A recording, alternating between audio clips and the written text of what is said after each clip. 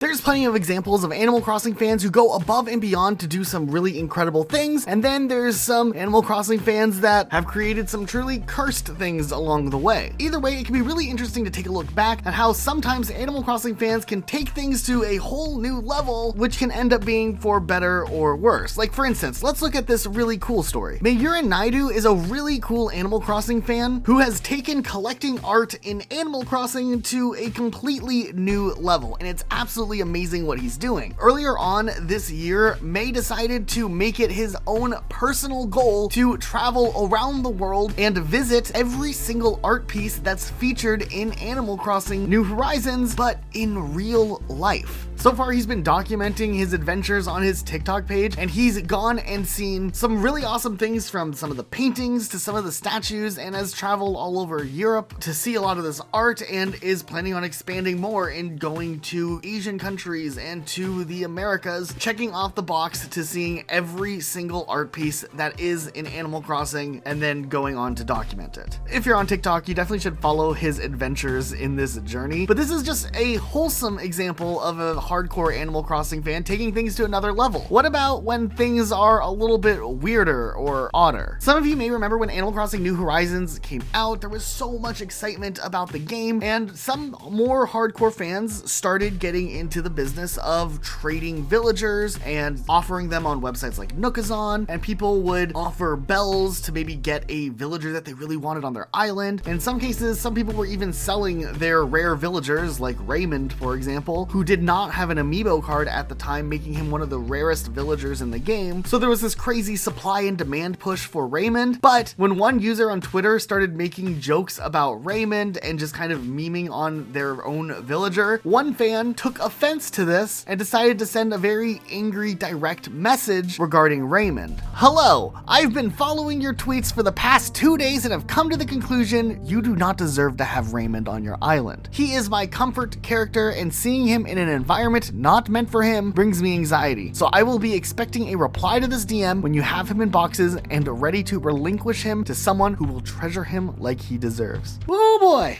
I don't know why. I just always remembered this whenever I saw it online originally, and I just think it's one of the funniest interactions. The amount of entitlement is hilarious, and just this ended up becoming such a solid meme from those early days of Animal Crossing. We really shouldn't ever let this one be forgotten, but yeah, I mean, it is kind of cringe, but funny cringe. Okay, the next one's interesting. I think if you spent any amount of time on TikTok, you've probably seen something that you really enjoyed or some piece of media that you really liked get twisted and turned into something absolutely cursed. And that was with the trend, the Anka Zone on TikTok. There was like this dancing video with some music that went viral and everyone was like sharing it, but then it kind of got worse when more graphic versions of this started going around, and it quickly spread to other social media. And ever since then, I feel like Anka, the innocent villager, has been cursed to always have this video associated with the character. It's just a big yikes moment. It's almost comparable to the fact that the Animal Crossing modding community scene already started off really small because of how difficult the Nintendo Switch was to mod in the earlier days. And while the modding community has grown quite a bit, some of the earliest mods that these very talented Switch modders were able to accomplish were just kind of outright weird. Yeah, one of the first mods to come out, if you were able to figure out how to even mod your Switch to play Animal Crossing and then get modded Animal Crossing working, was a mod to make all villagers and players naked. Obviously on your screen everything is censored, you can't see anything, but yeah, this mod is very, very bare bones. It's not really offensive to look at,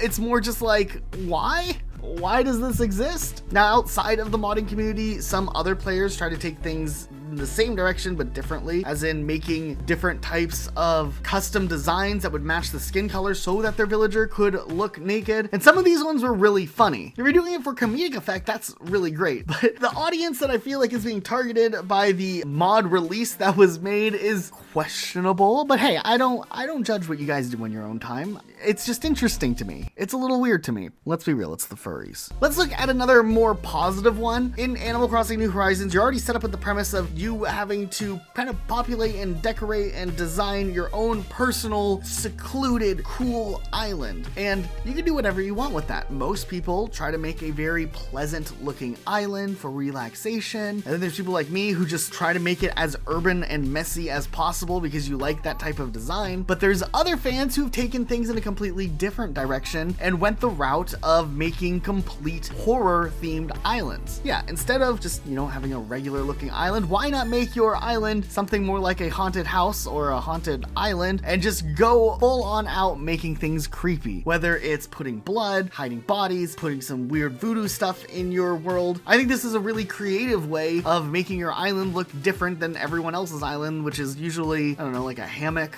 maybe a bunch of waterfalls by the airport. I'm not calling anyone out, but I do think that people who have gone above and beyond and have created some really cool, unique designs should be praised a bit more. Okay, another absolutely amazing thing real quick is the Animal Crossing series on YouTube made by Densel. This channel has made some incredible short animated films on Animal Crossing, which a lot of the times are parodying a lot of experiences you'll have in the game while also just having gorgeous visuals. And this is just so incredible for something that just gets posted onto YouTube. Now, more recently, a couple of months ago, the first part of the finale came out, the 2-part finale called The Reset. And not only is it a very long episode, but it is absolutely incredible, intriguing. I'm so invested in this universe that I've had to go back and watch all the other shorts because it all builds up and leads into this. It goes way deeper than you think just a short parody type series would go. There's some deep lore in there that is super underappreciated. I mean, those are pretty good views, but still, this thing could be way, way bigger in viewership just because of how outstandingly made this animated series has become. There's even a short that makes fun of the turnip craze. And oh boy, if you remember how turnips were back when Animal Crossing first came out and still continued on later on, we see another example of just high intensity Animal Crossing community being,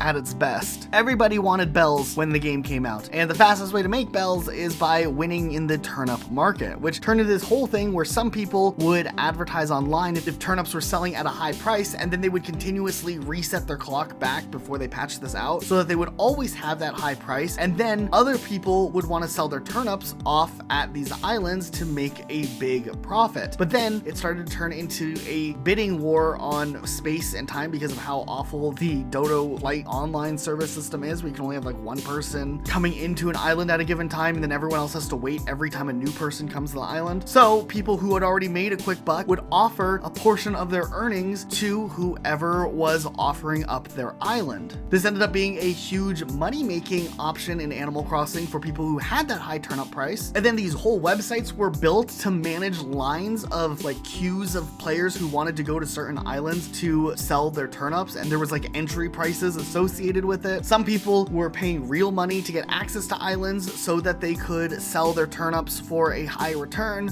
It's absolutely crazy how much the marketplace in Animal Crossing, tied with the time that the game came out, influenced some crazy interest in certain features of the game. I mean, there was one point where someone even talked about getting a high turnip price on Twitter, and Elijah Wood randomly DM'd them asking if he could come to the island to sell his turnips, which he then went to the island and sold his turnips because he needed bells in his game. I don't know. I just absolutely love these types of stories that are crazy, and even though it's over the top and there's definitely some heavy greed involved in people trying to take a cut of everyone's turnip sales in honor of getting to use their item, I think that's capitalism working its way into the Animal Crossing universe, but it is really interesting nonetheless. This one doesn't really fall in the bad category. It's definitely not the great category, but it falls into a very neutral, interesting time where Animal Crossing went a step above and beyond or extended to some different level. And just like there was a ton of interest for some Animal Crossing villagers during this time that people were buying and selling as well, there were some villagers that people absolutely hated, like Rodney. I mean, you could take Rodney out and replace him with any other unpopular villager and you'd probably see a lot of the same things. But yeah, some of these villagers get a lot of heat and just get absolutely hated on online. I mean, some people are brutally mean to villagers that they just don't like the appearance of, and for whatever reason, Rodney seemed to check a lot of the boxes of what some people don't like in an Animal Crossing villager. I don't know, Rodney seems cool, he has a cool looking house, but yeah, some people just really don't like this guy, and we'll make sure that everyone knows how awful he is. to them. This next one's a little more wholesome on the list, but you remember when Animal Crossing released on the same exact day that Doom Eternal released? It was kind of this exciting moment. I mean, lockdown had kind of started with the tip of everything going on in the world, and people just need some good games to play, and all of a sudden 2 games that were really anticipated came out at the same time, and they were the most drastically opposite games that could release. Like, we have Doom, which is a first-person shooter where you're fighting your way through hell, and Animal Crossing. This ended up leading to a ton of fan art and fan creations of these 2 games crossing over. It was just a really funny time because there's a villager animal like Isabelle, who's definitely not a violent type character, automatically being paired up with like the Doomslayer. I don't know, it was just an awesome thing. Okay, the next one, I'm not really sure 100% how I feel about it. I think this next one just got a lot of people really angry because mainly it was a pretty serious conversation, but it was on Twitter discourse and it was over Animal Crossing. So it's not like anyone had a fair chance to really make fair statements across the board. But it all started with this picture, and it was someone talking about their space buns that they had and how they liked the picture because of like the decorations and the way their villager looked. Now mind you, this was after an update that Animal Crossing added, which included more hairstyles, as the base version of the game was criticized for not having enough diverse hairstyles representing people who might play the game who are African American. But then the controversy happened when one Twitter user responded to the post made saying, "Please don't use these as space buns." The original poster, who seemingly was naive to this whole thing, iterated that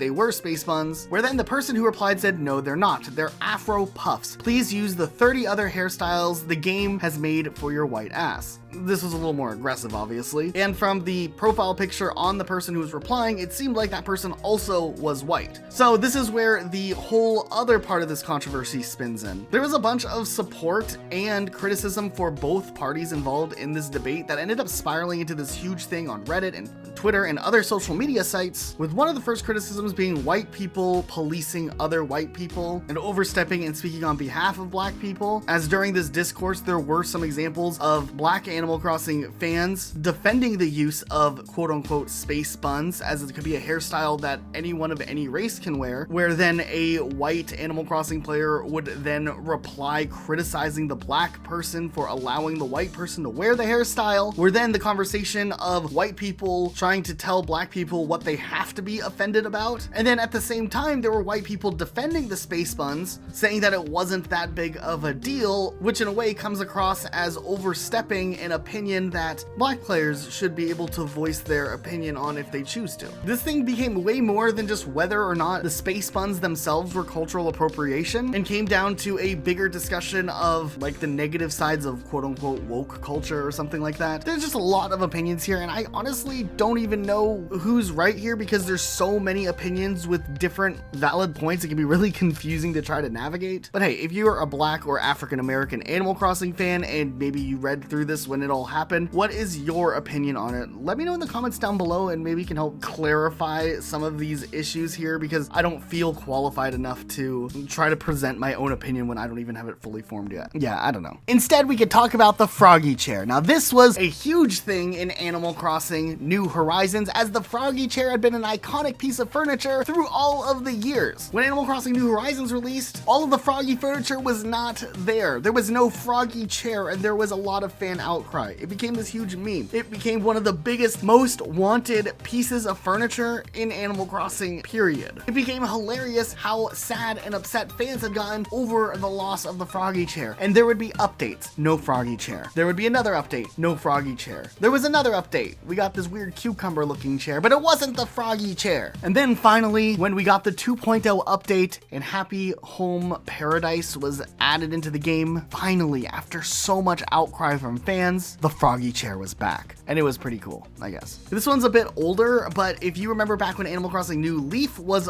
the big thing, there was some really funny memes that went way overboard with Reggie, who was the president of Nintendo of America at the time, closing out a Nintendo Direct like this.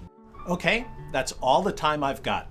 I gotta get back to playing Animal Crossing New Leaf on my Nintendo 3DS. It seems really silly now looking back, but this was massive. This became a huge meme in so many different videos and meme formats. I don't know why, I don't fully understand it. Probably because Reggie is just this likable person, but also kind of a meme at the same time, and it just was crazy. I don't know. Back when Animal Crossing was announced to finally be crossing over fully with Super Smash Bros. For the 3DS and Wii U, and they announced that Villager was coming to Super Smash Bros. As this new character, things were wild. Just because of a couple of shots from this trailer, fans took this innocent looking villager in Animal Crossing game, much like what we saw with Doom and Isabelle, but a little bit older, and went crazy with this idea that the villager was some psychotic murder killer type character, and it was amazing. The amount of funny memes that came from this, the amount of crazy fan art that came from all of this was absolutely wild, and it definitely kind of took things to a new level. This is a meme that has continued to exist for almost 8 years now, where still to this day people joke about the villager being this soulless, menacing character who just wants to kill and destroy, and I'm all for it. Okay, then there is another aspect that we haven't really talked about just yet, but Animal Crossing celebrities. Now, Animal Crossing New Horizons, when it released during the time it did, everybody was at home, everybody could access Animal Crossing, and that's why the game did so well. And a lot of celebrities jumped on board and really got on the Animal Crossing hype train. Like T-Pain in April of 2020 was tweeting things like, "Who the hell are these 3 random ass houses for, Tom? You're wasting valuable resources." He also tweeted things like, "My wife was running low on bells, so I had to hop over to her island and make sure she was set for the week. Go get yourself something nice." It is a picture of him, his wife, and some bells in the background. He's shown off his studio coming together in Animal Crossing. He even released a song. It's called Nook's Bells, and it's absolutely fire. Like, I don't know what I expected, but I mean, this was amazing. There's other celebrities who've also jumped on the Animal Crossing hype train. You've probably seen a lot of them. One of my personal favorites is Danny Trejo's island, and surprisingly, Danny Trejo in Animal Crossing looks exactly what you think Danny Trejo in Animal Crossing would look like. Well, that's what we have for today. Times Animal Crossing fans took things too far. If you enjoyed this video, make sure you subscribe for more content just like this. Seriously, maybe do hit the subscribe button, please. Okay, that's it. Go watch this other video.